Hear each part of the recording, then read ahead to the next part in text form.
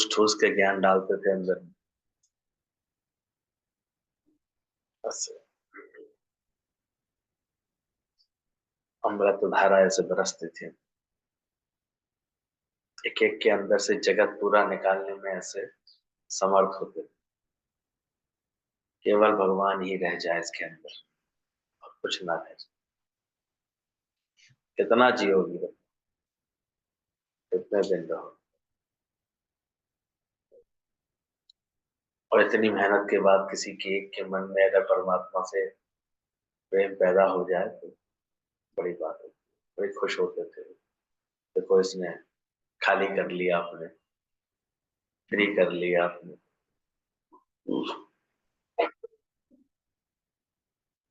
नहीं तो हाल यही रहता, 100 100 जूते खाए तमाशा उसके। कुछ पल्ले पड़ रही है, नचकेता का पूरा सुना है।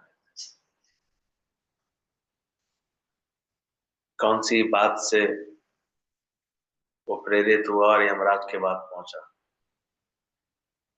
याद आ गई थी।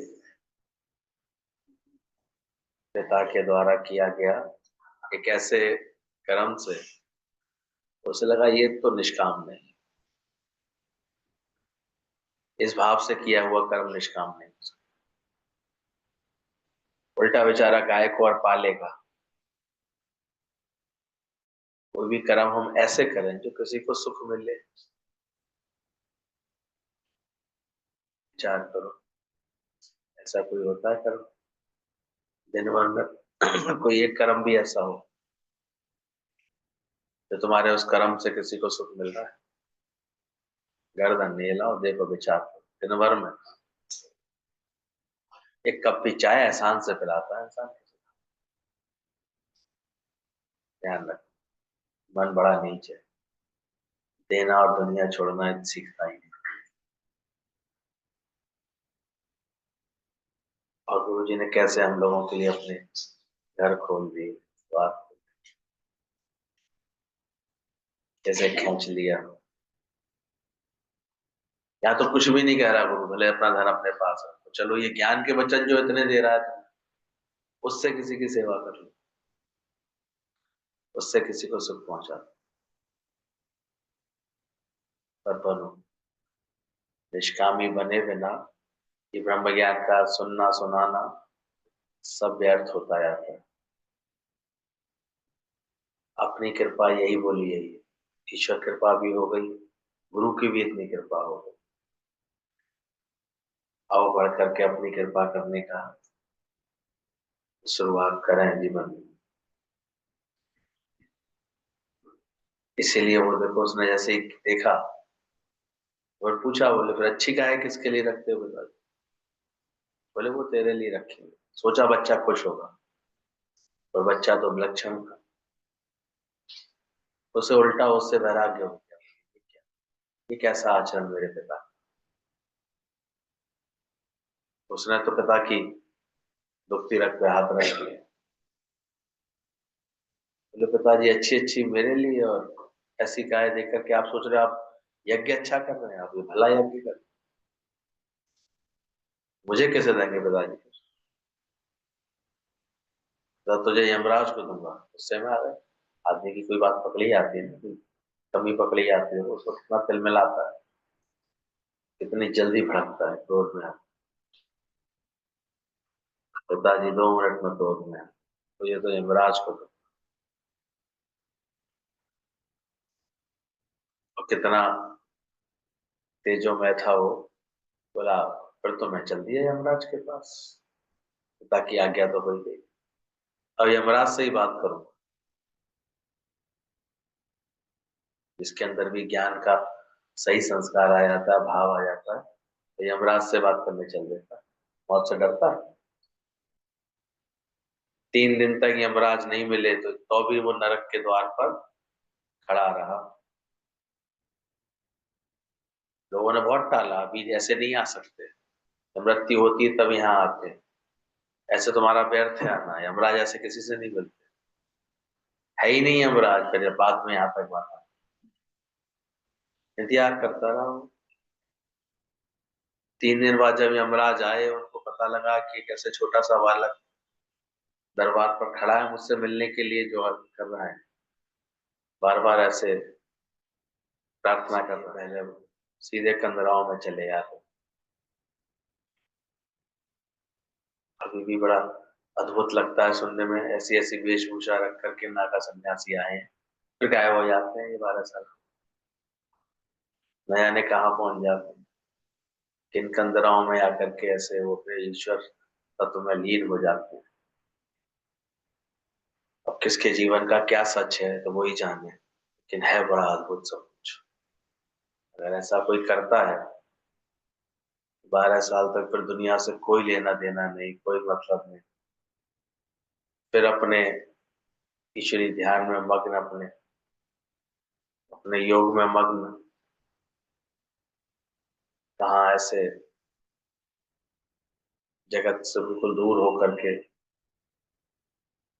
किसी का सुन रहे थे अघोरी तो और ज्यादा, उससे भी ज्यादा यत्न करने वाले, हवन करने से भगवान को पूजना करने वाले, शिव तत्व में बिल्कुल समाये रहते हैं। कितना जो है दुनिया में जब तब है, तब लगा गुरु ने कैसे सहज ही हम लोगों को ये तत्व ज्ञान इतनी आसानी से नियमित और थोड़ा संयमित संयम सिखाया है कि जीवन में संयम रख के चलो, नियम रख के चलो, वरना कितना मुश्किल है, कितना सरल मार्ग करा दिया, इतना ज्ञान से भर दिया है कि कोई आकर्षण नहीं बन रहा कि भर रहा होगा, हम अपनी जगह होगा। इतनी अच्छी समझ दे दी है, मेले जावे ना मेहनत कलावे, लेवे पूजा बैठना, ये सब बाहर की आकर्षण कैसे अंदर से मिट जाते हैं। कहाँ जाए वो को, कहाँ ढूंढे रे बंदे, मैं तो तेरे पास, नाम है मंदिर नाम है मस्जिद, ना काबा कैलाश, खोजी होए तुरंत मिल जाए, एक पल की तलाश। तो देखो कैसे वो यमराज से मिलने के लिए ऐसे, और उसके इस भाव को देख करके यमराज ने भी उसको वर देने का संकल्प किया। मेरे दरवाजे पे आने से लोग भयभीत रहते हैं, तुम मेरी प्रतीक्षा कर रहे हैं। इसने भी चुना है पहले, काल से दोस्ती की है, वही इस राह पर बढ़ पाता है। इसलिए सारी साधनाएं करते हैं। इसलिए जो भी संन्यास मार्ग पर निकलता है, पहले क्या करता है, अपने पिंड का क्या करता है, दान करता है। तो मजे मजे में आके बैठ गए, पिंड दान कर दिया, उनकी कहते तो अपना श्राद्ध खिला दो, तब जाकर के मन भगवान में लगे। नहीं तो यहाँ से उठते ही फिर से फिर संसार, फिर जगह पे ज्ञान ऐसा समझो कि तुम्हारा पिंड ही दान हो जाए। ना मैं तन ही रहा, ना मैं मन ही रहा, सतगुरु मिलने से झगड़ा करता हूँ। तुम खेल करके, खेल को सच करके देखते हो या मिथ्या जानते हो? तुम्हारे को कोई क्यों पूछे, सोचो कहाँ से गुरु अज्ञान को दूर करते थे। तुम्हारे को कोई क्यों पूछे, इस प्रश्न का उत्तर अपने से ढूंढो। क्यों पूछे कोई? पति पूछता नहीं है, बच्चे पूछते नहीं है, कोई पूछता ही नहीं है हमें, तो क्यों पूछे तुम? क्यों पूछे? तुम खेल को सच करके देखते हो या मिथ्या करके जाओ? तो गुरु से कोई बात करता था तो उसका ऐसा अज्ञान दूर करते थे, तुम्हें भगवान ही तो पूछेगा, कोई क्यों पूछे। बाकी भगवान तो पूछ ही रहा है, नहीं पूछता। घर में पालना कौन कर रहा है, दे कौन रहा है तुम्हें, सब पहुंचा कौन रहा है तुम्हें, हर आवश्यकता की चीज तुम्हारे पास किसने पहुंचाई, जड़ चेतन में कौन बना हुआ है। पर इसका आनंद ना लेकर के दिन भर में कोई किसी से भी कोई ऐसा अपनी भावना से कोई व्यवहार मिल जाता है ना, अपना पूरा दिन सत्यानाश करते हैं, पूरा कोई कोई तो साल सत्यानाश करता है, पूरा जीवन ही सत्यानाश करके बैठ जाते हैं, दुखी होकर के, परेशान होकर के, कुंठित होकर के, तरह तरह की विक्षिप्तता पाल के बैठे आप, क्यों पूछे कोई? क्या भगवान पूछ नहीं रहा है? अरे मुर्दे को प्रभु देते हैं कपड़ा लग रही है और जीवन दर चिंता करे। अरे यहाँ कोई बंदर तो नहीं बैठा है पूछ लगा के, कोई पूछता नहीं है, कोई पूछता नहीं है। तो बंदर की औलाद बैठी हो यहाँ पर है, तो चाह रखता हो ऐसी कि कोई पूछे, तो भगवान ही पूछेगा। भगवान है कि तेरा बेटा बेटी, बेटा तेरी बहू है, कौन है? जिसके पास भगवान है उसको फिर किसी की जरूरत होती है? इसलिए ज्ञान के बाद जब हम संत पने में आ जाते हैं, ज्ञान की समझ में आ जाते हैं, ये तृष्णा बिल्कुल खत्म हो जाती है, बातें बिल्कुल खत्म। कोई पूछे, कोई कुछ समझे, हमने इतना किया, हमने ऐसे किया, किसी ने कहा था, ये शिकवे शिकायत सब खत्म हो जाए। अभी भगवान है कि तेरा बेटा या तेरी बहू है, ये नजर बनाओ। इतनी गुरु हमारी दृष्टि परमात्मा की तरफ डालता है और कोई बिरला समझ पाता है इस बात। फिर भी देखते तो फिर भी ये देखते, दुनिया ही देखते रहते, मेरा बेटा मेरी बहू, मेरा ही है, उन्हीं से दुख पाते रहते हैं, फिर मेरा मेरा करता रहता है। भगवत भावना में आता ही नहीं है।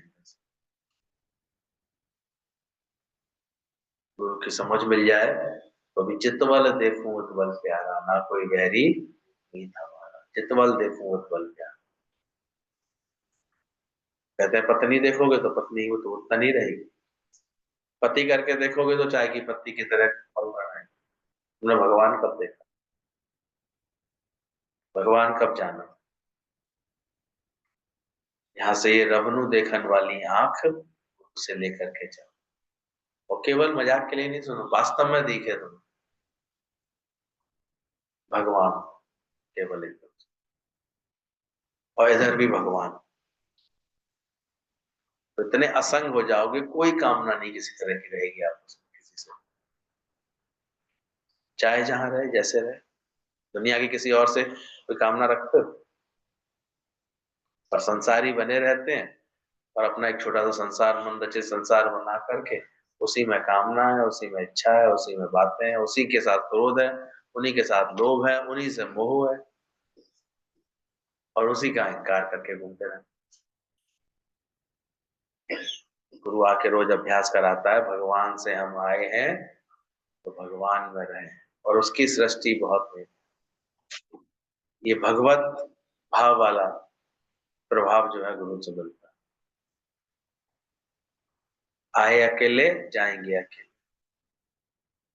कोई तेरा नहीं।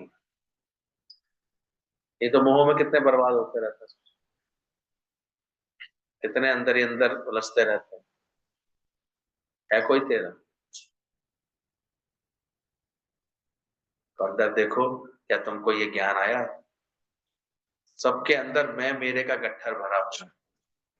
जो कुछ भी होता है तुमको वैराग्य दिलाने के लिए, ये सुंदर समझ अंदर आ जाए कि जगत में जो कुछ भी हो रहा है वो मेरी वैराग्य वृत्ति को पक्का करने के लिए है।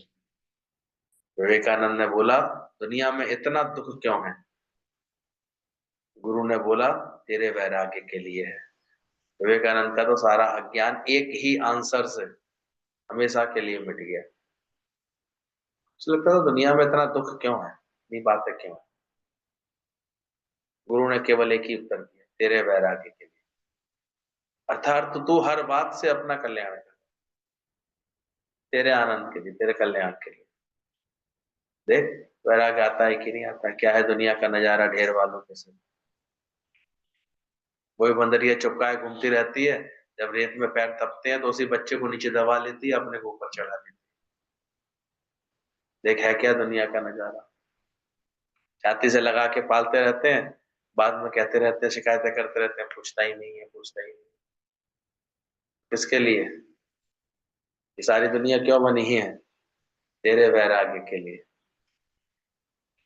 इस शरीर को इतना खिलाया पिलाया, इतना पाला, सबसे पहले धोखा कौन देता है?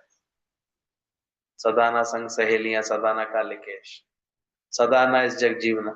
ये तो गुरु थोड़ी हंसी दे के बैठा है, थोड़ा खुशी अंदर मन को दे के बैठा है। ये तो क्या हालत होती है, कुछ होती? क्या मिलता है जगत से बेकरारी के से, अटके रहते हैं मुर्गी। तो जो गुरु से मन न रख जाए, सबके अंदर मैं मेरे के इकट्ठा भरा पड़ा है, जो कुछ भी होता है तुमको वैराग्य दिलाने के। इसलिए जो पूजा कर, सबसे पहले काल को, सबसे पहले मौत को ऐसे गले लगा। जब तू ही नहीं तो तेरा सब कुछ क्या, तू ही नहीं तो। कल बता रहे थे, गभोरी का इंटरव्यू में देख रहा था, बोले हम लोग शमशान में शिव की पूजा के लिए आते हैं, शिव की आराधना। ये शिव तत्व जो मृत्यु के देवता है, कितने कितने देखो मत है हमारे सनातन में, तो भयंकर वैरायटी है। इतनी वैरायटी शायद किसी धर्म में नहीं हो।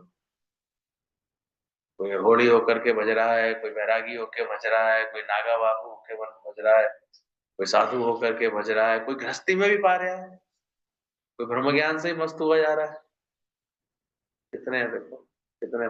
कोई पूजा पाठ से पा रहा है उसको, भक्ति से पा रहा है, कोई प्रेम से पा रहा है, किसी ने निष्काम कर्म योग को अपना साधन बना लिया है। कोई जगत के कर्मों में अंदर से ही निष्काम भाव से वो परमात्मा को पूरा का पूरा पा जाता है।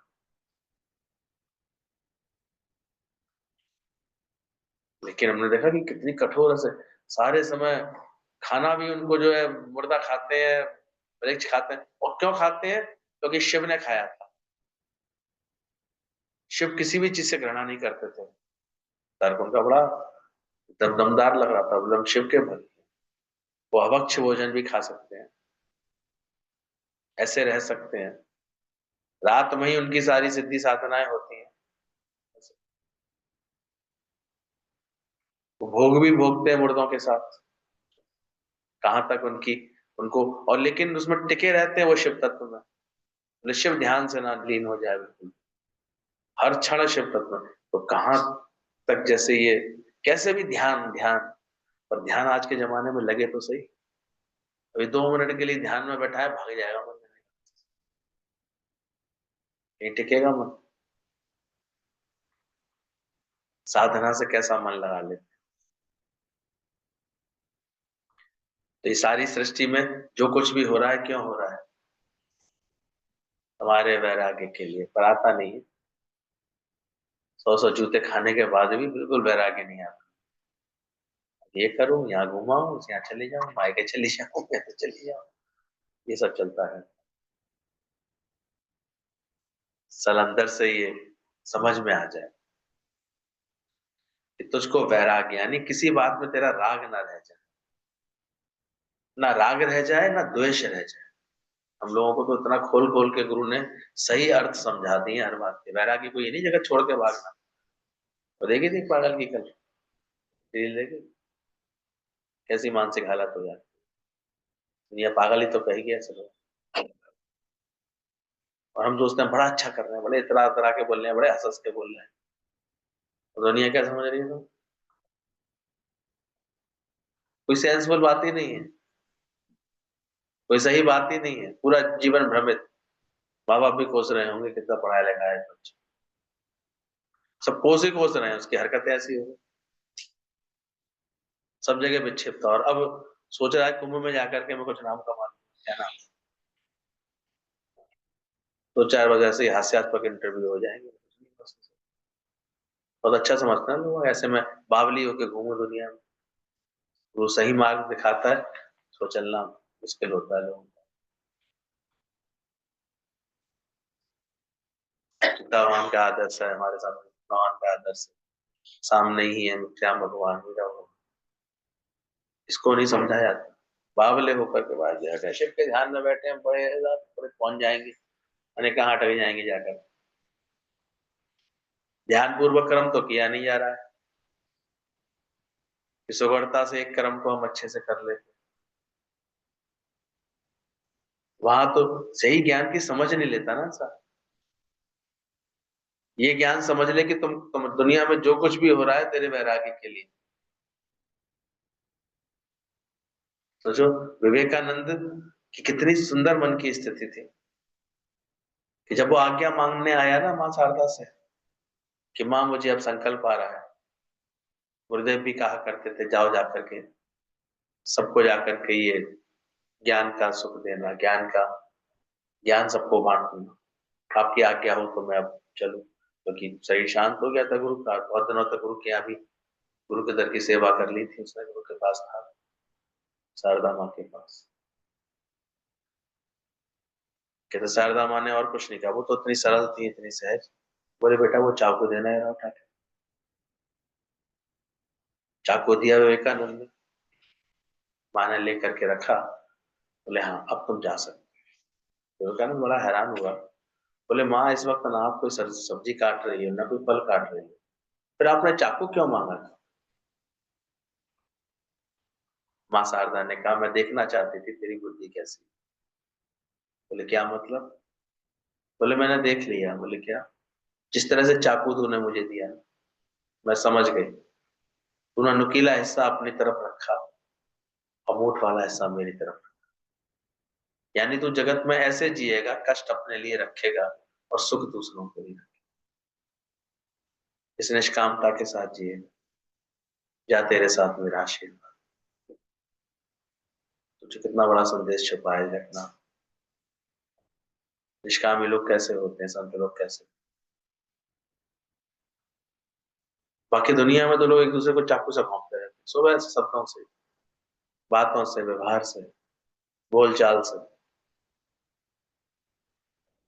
मिठास ही रख पाए केवल तो बड़ी बात हो।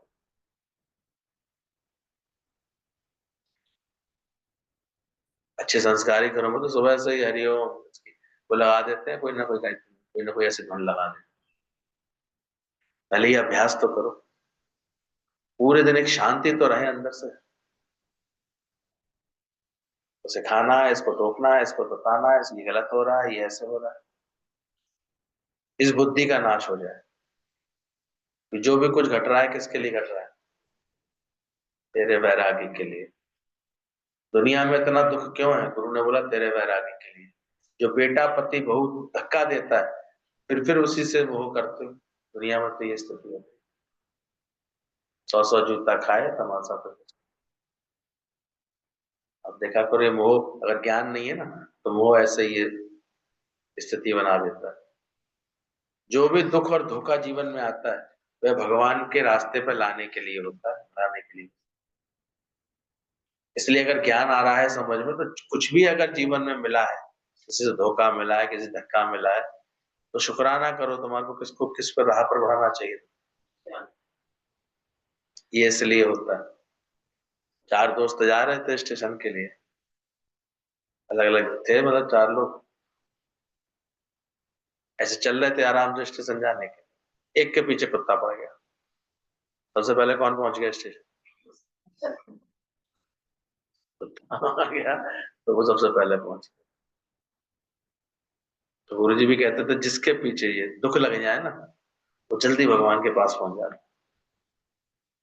तो गुरु भी कुत्ते छोड़ दो उसके पीछे, तो भगवान ने कृपा करके हमारे पीछे क्या छोड़े, हमें जल्दी स्टेशन पे पहुंचाने के लिए क्या छोड़ दिए। कहाँ से गुरु जी बातें जोड़ते थे, सोचते थे। वो जल्दी स्टेशन पहुंच गया। तुम भाग्यशाली हो जो दुख आए। कौन कौन भाग्यशाली बैठा है? दुख आए? अच्छा, इसलिए लोगों ने आए हैं कि नहीं आए?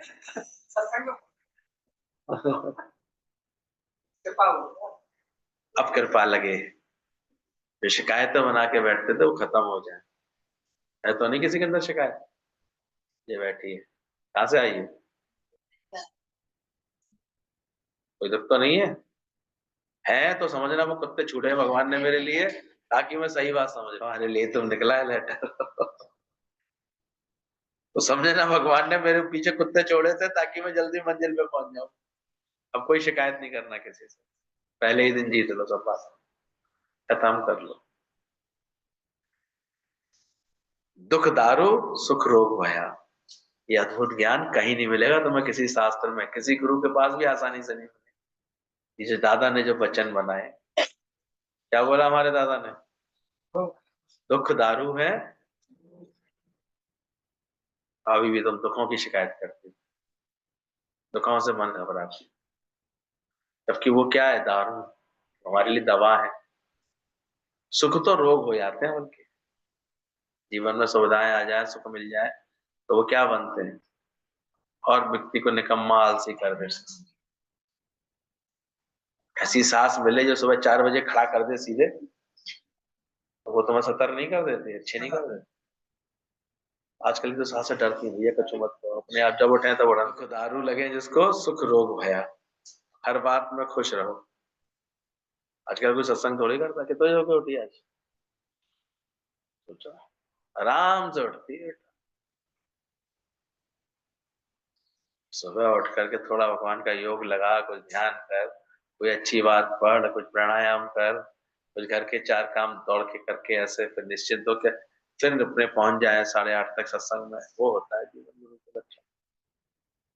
अभी तो बस यारवासी में पड़े। दुख दारू सुख रोग भया, हर बात में खुश रहो। ऐसा अपना जीवन बनाओ कि तुम्हें हर बात में खुशी रहे, अंदर से आनंद। तुम संबंधियों के साथ क्यों सोते रहते हो, खाते रहते हो, होते रहते हो, घर से निकलते क्यों नहीं? लड़का लड़की छिपकर प्यार भी करते हैं, पर जब बात खुल जाती है तो कोर्ट मैरिज भी कर लेते हैं। दादा ने बोला जिस महफिल में तुमको विक्षिप्तता आती है उसको छोड़ दो ना। मन को भी कहाँ तक बनाओगे? बोले जहां तुमको अंदर से विक्षिप्तता आ रही है तो छोड़ दो उसको। इतना छिप करके, बोले भगवान से भी ऐसा तुम्हारा छिपा हुआ प्यार हो जाए, तो फिर उसको कोई दुनिया के दुख दर्द लगेंगे? कि प्यार में किसी को लगता है कि कोई कष्ट है, कोई बात है? प्यार हो जाता है भगवान से तो कोई दुख नहीं लगता, कोई बात नहीं लगती। इसलिए दादा भगवान कहते हैं, श्याम भगवान, कि प्रेम प्रेम चोट जाको लगे तो ना सूझे। अब प्रेम कर बैठते हैं गलती से दुनिया से, माँ तो मार खा खा के आंसू बहाना। पहले समझ तो ले निष्काम क्या होता है, हर जगह तो स्वार्थ लेके चली जाती। तो ध्यान रखना, ऐसा अंदर से प्यार आ जाए पहले, तो फिर कोई दुख नहीं लगता। फिर तो कोई भी हालात है, परिस्थितियां होंगी ना जीवन में, वो तुमको लगेगा ये मुझे परमात्मा की तरफ बढ़ाने के लिए आई है, मेरे वैराग के लिए आई है, मेरा मन और अपने में भगवान खींचना चाहता है। दुखों में अगर चोट खाई ना होती तो प्रभु तेरी याद आई। ये तो बहुत अच्छा हुआ। कोई रूठा, किसी ने ताना मारा, किसी ने तुनका मारा, किसी ने अत्याचार किया, किसी ने बुरा कहा, छूटे तो सही, तुम रूठे। जो पुचकारते रहते हैं, वहां तो और ज्यादा फंसे ही रहते हो। देखा है तुमने ये बात? तो वो में और अटका रहता है मन। तो अच्छा होता है, कहीं भगवान थोड़े से कड़वे खाते पैदा कर देता है बाप पिता, तो कम से कम दिल भगवान में लगता तो है। तो अपने प्यारों को अपनी तरफ खींचने के लिए क्या देता है भगवान?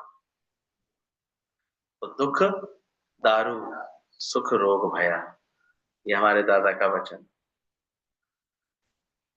दादाजी घर पर बैठते ही नहीं थे, रिटर्न रिटर्न करते रहे, जगह जगह रिटर्न करते थे। तुम पहले देखो तुम्हारा उद्देश्य क्या है, तुम पहले अपने को वासना रहित करो, तभी वासुदेव सर्व में देखो।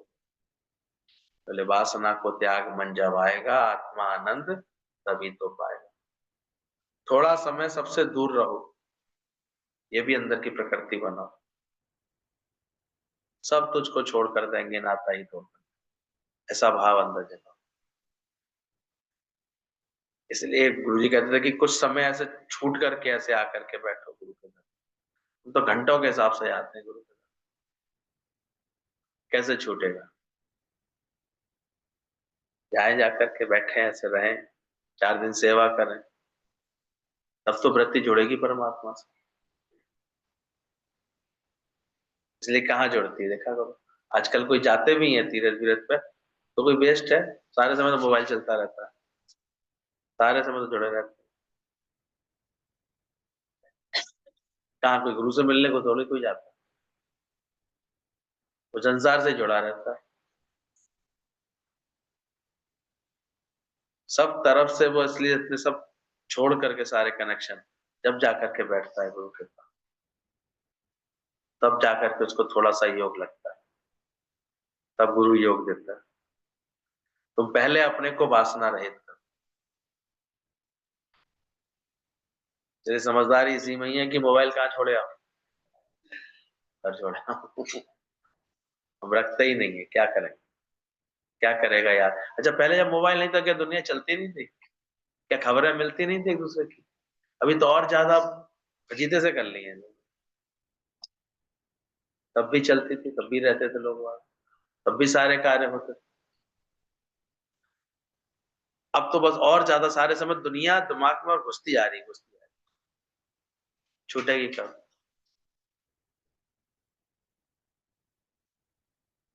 तुम अब पहले अपने को वासना रहित करो, तभी वासुदेव सर्व में देखोगे। थोड़ा समय सबसे दूर रहो। संत साधु सबसे अपने को दूर एकांत में ले आते थे, ऐसा अंदर में अभ्यास करते थे। अभी तुम छूटने के उपाय ढूंढो। निकली थी निर्वार, तुम्हारी आसक्तियां, तुम्हारा मन तुम्हें बिठाकर, तुम्हारे अंदर अंदर तुम्हारा मन तुम्हें बैठा करके बैठा है। तुम्हारे अंदर अच्छे अच्छे संकल्प उठते हैं, पर उनको पूरा करो। घर में बैठोगे तो घर वाले भी आसरा लेंगे। तुमने अपने को दृढ़ निश्चय में नहीं रखा है, इसलिए रोज गुरु हमको पहले अपने घर से निकाल के ऐसे ही प्रैक्टिस कराता है, और निष्कामी बना करके प्रैक्टिस कराता है। तो ये नहीं घर परिवार में आकर के तुम्हें लड़ाई करनी है, पर अंदर से अपने उद्धार के लिए ये जो आसक्तियां तुम्हें बांध के बैठी हैं, उन्हें तो छोड़ो। ये जो अज्ञान बांध के बैठा है, मेरे करने से ही होगा, मेरे देखने से ही होगा, तो मरोगे तो क्या काम नहीं चलेंगे दुनिया। ऐसे गुरुजी अंदर से ही पक्का कराते हैं। इसलिए जो अच्छे संकल्प उठे, कभी किसी को प्रेम देने के, किसी के पास जाकर के ये सेवा देने के, तो उनको तुम पूरा करो। घर में बैठोगे तो घर वाले भी आसरा लेंगे। अब देखो, और इसलिए शुरू में जब तुम निकलते हो सत्संग के लिए तो बड़े वो ना नखरे करते हैं, बड़ी बातें करते हैं, क्योंकि तुमने इतना पांचों उंगलियां मुंह में डाल के बैठे हो। अब एक भी निकालोगे तो कुछ तो आऊं करेंगे, कुछ तो बोलेंगे। और हम देखते हैं, धन कमाने के लिए वो सुबह 8 बजे निकल सकती है, 8 बजे तक बस पकड़ लेती होगी, तभी तो पहुंचेगी। धन के लिए कोई तुम्हें भी नहीं कर सकता। कोई क्या सत्संग के लिए दिन भर भागती रहती है, दिन भर करती रहती है। तो ये तो लानत है, सहनी पड़ेंगे तुम, अपना जीवन बनाना है तो लोग कुछ तो लोग कहें। तुम्हारा मन तुम्हें बैठा करके बैठा है। घर में बैठोगे तो घर वाले भी आसरा लेंगे। तुमने अपने को दृढ़ निश्चय में नहीं रखा है। लड़की शादी के बाद पति के घर रहती है या अपने घर रहती है? तुम भी गुरु किसके साथ रहती हो? भगवान के साथ रहती हो। भगवान से हम आए हैं तो किसके साथ रहती हो? ऐसा दिल करे कि हर वक्त मैं उसके साथ, इसलिए वो हर वक्त जुड़ा रहेगा अंदर से, किसी ना किसी ज्ञान की सेवा से, ज्ञान के कार्य से, सत्संग की लगन से। कर्म नहीं गुरु छुड़ाता, लेकिन उस कर्म में भी योग दे देता है, भगवत भाव दे देता है कि हर समय किस भाव से जुड़े रहो। अभी प्रसाद भी बना रही हो, खाना ही बना रही है, तो किसके लिए? भगवान के लिए। भाव इतना बदल जाता है, सारे समय का हमको सत्संग का एक घेरा गुरु से मिल जाता है, ऐसा भाव मिल जाता है अंदर से। तो ध्यान रखना, तुम भी गुरु का साथ ज्यादा से ज्यादा करो। भगवान से तेरी शादी हो गई कि नहीं हो गई? मनमुख हो, बात भी पूछते हो, पर चलते नहीं हो। पूछ तो लेते हो, पर मनमुख होने के कारण तो उसमें चलते नहीं।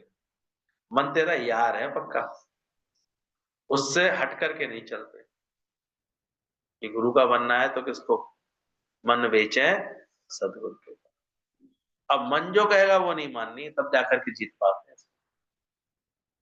नहीं तो मन के कहने पर ही चलता, गुरु को जान ना पाया है, फिर ये कहना पड़ता है।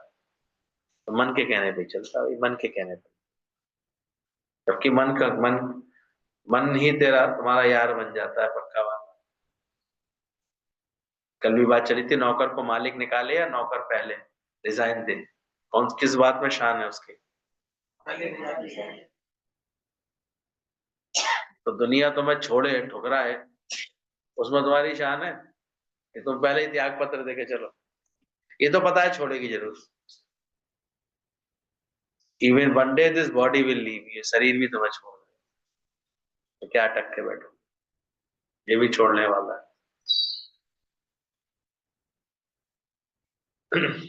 बोले तुम क्यों नहीं अब उसको छोड़ देते? संत और पक्षी कभी एक साथ नहीं रहते। मतलब संत भी कभी एक साथ रमते रहते हैं, चलते रहते हैं, पक्षी भी उड़ते रहते हैं। वैसे ही माया के लोग संबंधियों के साथ घूमते रहते हैं, हम अपने प्रेमियों के साथ घूमते हैं। बस इतना फर्क है, वो भी घूमते हैं दुनिया के पर। सत्संगी किसके संग घूमता है? तो सत्संगियों के संग प्रेम में घूमता रहता है। माया के बंधनों से हमको गुरु आजाद करा देता है। कौन सी इच्छा अहंकार हमको बांध करके रखता है? मेढक की तरह पानी में उबलते नहीं। एक मेढक था, तो वो पानी में, जब पानी गर्म हो रहा तो धीरे धीरे उसका मन कह रहा कोई बात नहीं, अभी तो एडजस्ट हो जाऊंगा, अभी तो एडजस्ट हो जाऊंगा, अभी तो एडजस्ट। पानी धीरे धीरे गर्म होता जाए, पानी गर्म होता जाए। अचानक ही पानी इतना गर्म हो गया कि वो उसी में उबल के मर गया। तो दुनिया में क्या होता है गृहस्थी में? हम शुरू में तो सोचते हैं हम एडजस्ट हो रहे हैं, एडजस्ट हो रहे हैं, एडजस्ट हो रहे हैं, लेकिन असली हकीकत में क्या हो रहा होता है? हम उसी में फंसे जा रहे हो, फंसे जा रहे हो, और एक दिन उसमें प्राण चले जाते हैं। अंत में प्राण किसमें बसे आते हैं? आज किसी बुड्ढे से बोलो अपनी आसक्ति निकाल ले, घर परिवार से निकाल पाए? इसलिए ज्ञान है ही यंग एज का, जोश का, उमंग का, तो उसी में फंसा रहता है। वो तो सोच रहा था मैं एडजस्ट कर रहा हूं, पर वास्तव में क्या हो रहा है? वो बॉयल हो रहा होता है। और जो बुढ़ापे में फिर कहते हैं तुम चली जाया करो अम्मा, तो मंदिर मंदिर चली जाया करो, दिन भर यहाँ टैटा करती रहती है, दुखी होती रहती है। तब कहेंगे जी कैसे थे तुम्हारा ऐसे सब ना, मौसमी निचोड़ करके फिर फेंकेंगे, चलो अब भगवान के पास। भगवान का नाम नहीं लिया जाता आने के भी, बाद में वही बच्चे सुनाते हैं, क्योंकि तुम्हारी अब तो आदतें पड़ गई उन्हें टोकने की, उनसे ही बोलने की, उनसे ही बतियाने की, उन्हीं को हर समय ऐसे कलेश करने की। तो क्या मिलता है? घर में देखिए ऐसे बुजुर्ग लोग जिनका ज्ञान में मन नहीं लगा, उनकी हालत क्या होती है, कैसी वृत्ति के साथ जीते हैं वो, कैसे झंझटों में, कैसे दुख के साथ जी रहे होते हैं। तो हमें वैसे ही बनना, अपनी अम्मा देखी वैसे ही होना है क्या? तो ध्यान रखना इस बात को। इसलिए पहले ही गुरु की बात मान लो, इन बंधनों से गुरु पहले ही अंदर से आजाद करा देता है। और सिर्फ अंदर के ही संकल्प का खेल है, अंदर के संकल्प जहाँ छूटे तो मैं, तो तुम बाहर से छूट चले। अंदर से लगन लगी परमात्मा की तो छूट। लगन लगी होती तो पानी बरसता हुआ भी नहीं दिखता, छाता काहे के लिए खरीदा था? तो ये सोच के चलता है रेनकोट किस दिन के लिए है, और चलेंगे जल्दी से जल्दी पहुंचेंगे। माया में सारी दुनिया उबल रही है, तो हम भी उबल जाएंगे। अभी अबला नसानी अपना नसन, बहुत खो चुके हो अब नहीं सोना।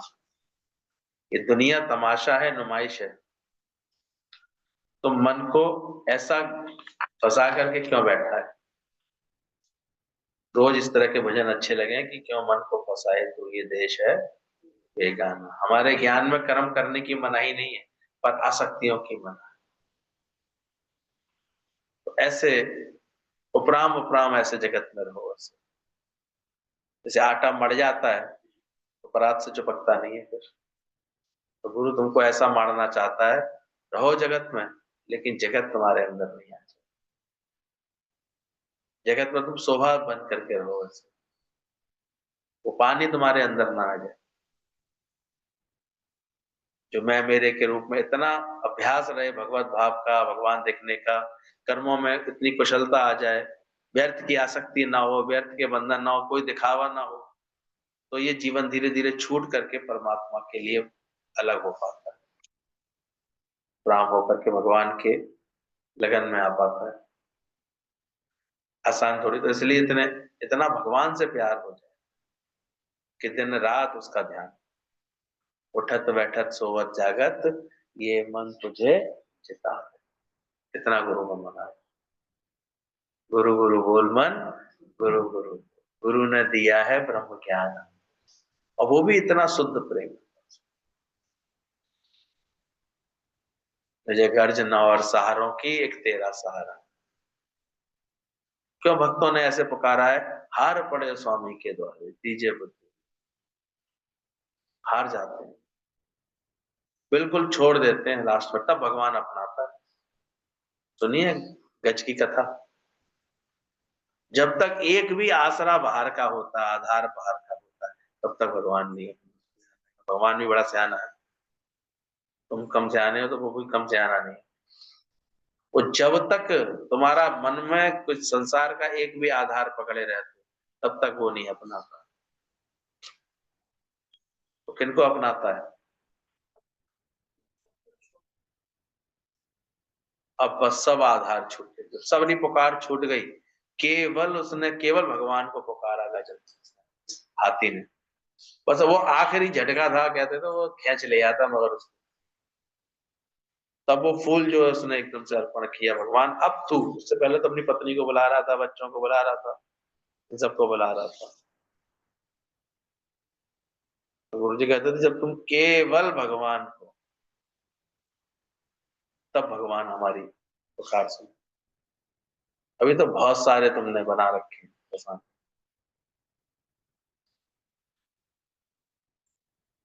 तब जा करके हमारे अंदर में भगवान हमको अपनाता है।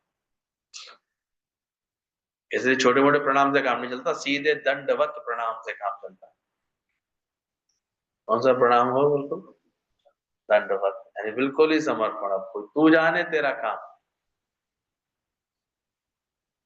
तो जब तू जाने तेरा काम तो अब वो जाने ना।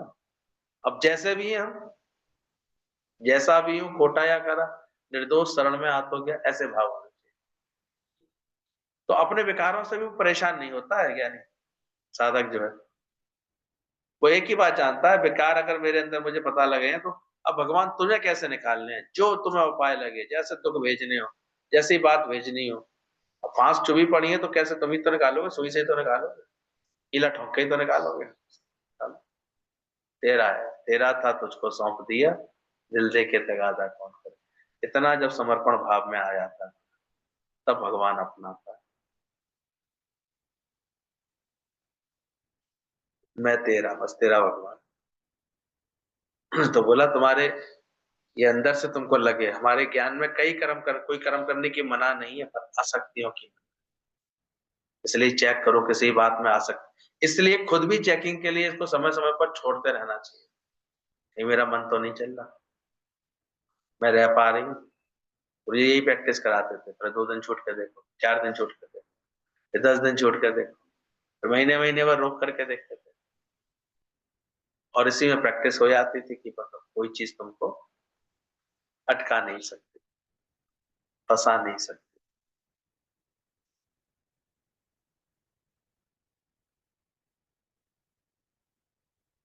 खुद ही अपने आप कर लिया करो प्रैक्टिस।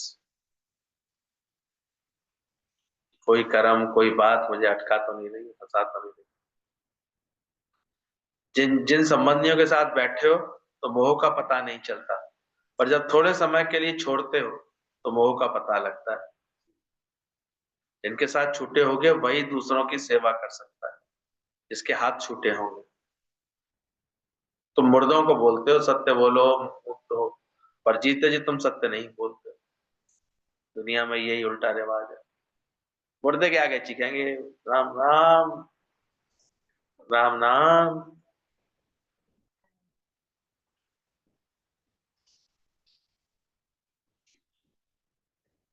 और यहाँ पर गुरु रोज सुना रहा राम नाम, तो डरते हैं। बोलो शुभ शुभ बोलो, शुभ शुभ बोलो। घर में बोलो, घर पे घर वाले के सामने आकर के राम नाम बोलिए। सत्य है कि नहीं राम नाम? इसलिए मुर्दा मेरा मस्त है। ये शरीर मुर्दा, ये मस्त है। ऐसे अंदर से लगने चाहिए। इतना अभी राम नाम से प्रेम हुआ कहाँ? भगवान से इतना प्रेम होता कहाँ है कि वो ही रह जाए में। थोड़ी कहते कहीं भगवान के लिए अगर तुम्हारे आंसू आए हैं तो बड़े भाग्य की बात होगी। आते नहीं। बच्चों के लिए रो लिए, धन के लिए रो लिए, दुनिया के लिए रो लिए, अपमान होने पर रो लिए, बुरा लगने पर रो लिए, किसी ने गाली दी तो रो लिए, किसी ने कुछ चिल्ला दिया तो रो लिए, सबके लिए रो ली। भगवान के लिए दो आंसू गिर जाते अगर कभी आंखों से, तो तेरा कहाँ कितना कल्याण हो जाता। इससे बुरा लगा, उससे बुरा लगा, कोई नहीं आए भगवान के लिए आंसू, उससे मिलने के लिए आंसू आ जाए, व्याकुलता आ जाए, ऐसे उसके लिए तड़प आ जाए। तड़प है दिल, तड़पने में बड़ा सा लगे अंदर से बात, उसके लिए कभी ऐसे। ये भी तभी तो कहते हैं लगे रहते हैं दुनिया के लोग, लेकिन भगवान भी देख रहा होता है अभी तक मेरे लिए पुकार नहीं है, अभी तक इसने मुझे नहीं पुकारा।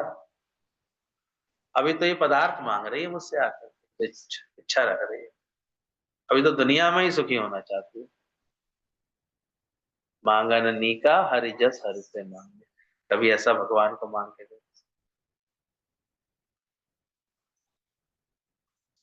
गुरु तो एक माध्यम होता है, गुरु को शरीर में थोड़ी अटकाता है बात। और पेपर आउट कर देता है। कितने दुख हैं ले दे करके दुनिया में, वही चार पांच। और वो भी अगर तुम ना बनाओ तो कोई दुख नहीं है। तो गुरु कैसे हमारे सारे दुखों को मिटा देता है, हटा देता है बस।